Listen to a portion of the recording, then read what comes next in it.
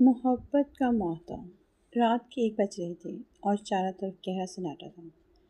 سجل گھر میں بالکل اکیلی تھی اور خوف کے مارے اس کا دل تیزی سے دھڑک رہا تھا۔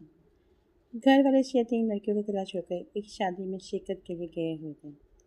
وہ صوفے پر سمٹی بیٹھی خود کو دلاسا دینے کی کوشش کر رہی تھی کہ اچانک صحن میں کسی چیز کے گرنے کی بھاری آواز آئی۔ سجل کا خون جم گیا۔ وہ ہمت کر کے کھڑکی کی طرف بڑھی ہوئی تھی کہ ایک زخمی نقابپوش نوجوان لڑکھڑاتا ہوا اندر داخل ہوا۔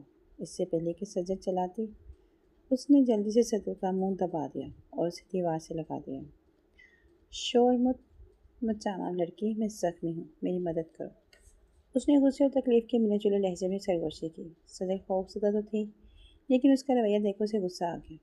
اس نے پوری طاقت سے اس کا ہاتھ جھٹکا اور پیچھے ہٹ کر بولی، تم ہوتے کون ہو مجھ پر حکم چلانے والے؟ میرے گھر میں زبردستی گھسے ہو، ابھی پولیس کو بلاتی ہوں۔ نوجوان طنزیہ ہنستے ہوئے کہا، ہمت ہے تو بلا لو، لیکن یاد رکھنا پولیس کے آنے سے پہلے تمہارا یہ خوبصورت گھر مٹی میں مل سکتا ہے۔ دونوں کے درمیان تلخ جملوں کا تبادلہ جاری رہا۔ سجل نے غصے میں اسے باہر نکالنے کی کوشش کی، لیکن نوجوان زخم کی تاب نہ لاتے ہوئے بیڈ پر گر گیا۔ اس کی حالت دیکھ کر سجل کا غصہ ٹھنڈا ہوا اور انسانیت جاگ اٹھی۔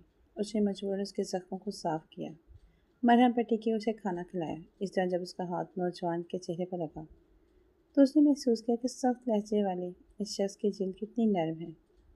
رات بھر کی دیکھ بھال کے بعد وہ صبح ہونے سے پہلے وہاں سے غائب ہو چکا تھا، لیکن جاتے جاتے ایک خط چھوڑ گیا جس پر لکھا تھا، سویٹ گرل، تم نے میرا دل جیت لیا ہے، میں تمہیں اپنی وائف بناؤں گا۔ سجن نے اسے کسی سرپھرے کا مذاق سمجھ کر دل سے نکال دیا۔ ایک نیا موڑ آیا زندگی میں، کانٹریکٹ میرج کا۔ اس واقعے کے چند ماہ بعد سجل کے چچا نے جائیداد ہڑپ کرنے کے لیے اس کی شادی ایک ظالم اور بری شخص سے طے کر دی۔ سجل بے بس تھی اور رو رہی تھی کہ اچانک اس کی زندگی میں اسی رات والے نوجوان کی دوبارہ انٹری ہوئی۔ اس کا نام ارسلان تھا، جو شہر کا ایک بڑا بزنس مین اور بااثر شخص تھا۔ ارسلان نے سجل کے چچا کو بھاری رقم دے کر خاموش کرایا اور سجل کے سامنے ایک فائل رکھ دی۔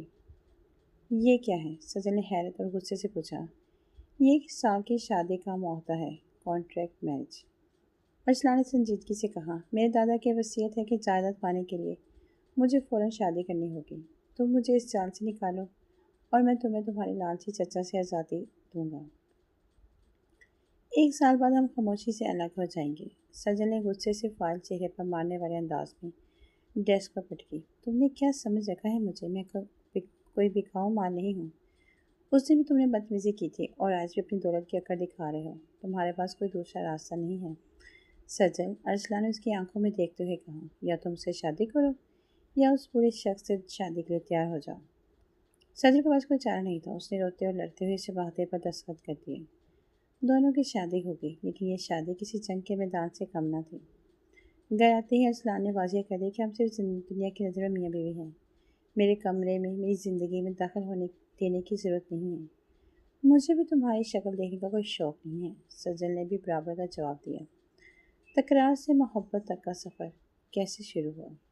شروع کے چند ماہ دونوں کے درمیان شدید لڑائی جھگڑوں میں گزرے۔ کبھی کھانے کی میز پر بحث ہوتی تو کبھی کمرے کی ترتیب پر۔ ارسلان سجل کو نخرے دکھاتا اور سجل اس کے گھروں کو خوف میں ملا دیتی، لیکن اس روز اس کی لڑائی کے پیچھے ایک دوسرے کے لیے پرواہ بھی چھپی ہوئی تھی۔ ایک رات ارسلان کو پرانے زخم کی وجہ سے شدید بخار ہوا۔ سجل نے اپنی نفرت بھلا کر رات بھر اس کے سر پر پانی کی پٹیاں کی اور اس کا خیال رکھا۔ جب ارسلان کی آنکھ کھلی تو اس نے سجل کو اپنے پاس سوتے ہوئے دیکھا۔ اس کے دل میں سجل کے لیے احترام اور محبت جاگ اٹھی۔ اسے یاد آیا کہ یہ وہی لڑکی ہے جس نے پہلی ملاقات میں بھی اس کی جان بچائی تھی۔ معاہدے کے 1 سال ختم ہونے کے قریب تھا۔ ارسلان نے خاموشی سے کانٹریکٹ کے کاغذات پھاڑ دیے اور سجل کے سامنے آ کر کھڑا ہو گیا۔ یہ تم نے کیا کیا ہے؟ ہمارا معاہدہ تو ختم ہو رہا ہے، سجل نے دل کی دھڑکنیں سنبھالتے ہوئے پوچھا۔ ارسلان نے مسکرا کر اس کا ہاتھ تھاما اور کہا، میں نے اس رات خط میں لکھا تھا کہ تم میرے بچوں کی ماں بنو گی، وہ کوئی مذاق نہیں تھا۔ سجل، میں یہ معاہدہ ختم کر رہا ہوں، لیکن تمہارا اور میرا رشتہ اب ہمیشہ کے لیے حقیقی ہے۔ کیا تم واقعی مجھے چھوڑ کر جانا چاہتے ہو؟ سجل کی آنکھوں میں آنسو آ گئے۔ اس کا غصہ پگھل چکا تھا۔ اس نے مسکرا کر ارسلان کے کندھے پر سر رکھ دیا اور یوں وہ نفرت اور معاہدے کی دیواریں گرا کر سچی محبت میں بدل گئی۔